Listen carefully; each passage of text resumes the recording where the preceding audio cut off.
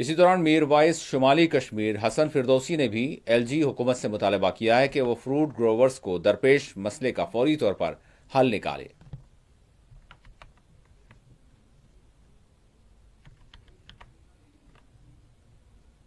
میروائز حسن فردوسی، اصل میں جو جی ڈی پی ہوتا ہے 47% جموں کشمیر کا جی ڈی پی فروٹ پہ منحصر ہے۔ اس لیے ہم سمجھتے ہیں کہ جو راستہ بند رہے گا فروٹ گروورس ایسوسیشن کو نقصان ہوتا رہے گا، فارمرز کو نقصان ہوتا رہے گا۔ میری گورنر صاحب سے معتمانہ گزارش ہے، یا ٹرانسپورٹ یونین منسٹر صاحب جو ہیں ان سے بھی معتمانہ گزارش ہے، اس کے اوپر توجہ دیں اور جلد سے جلد اس راستے کو کھولیں، اس راستے کو ٹھیک کریں، تاکہ جو یہاں کا جی ڈی پی ہے وہ بنا رہے اور جو فروٹ گروورس ایسوسیشن ہیں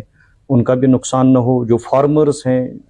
زمیندار لوگ ہیں ان کا بھی نقصان نہ ہو۔ اس لیے میری گزارش ہے ہوم منسٹر صاحب سے بھی کہ اس پہ جلد سے جلد کارروائی کریں تاکہ روڈ کھلا رہے، اور روڈ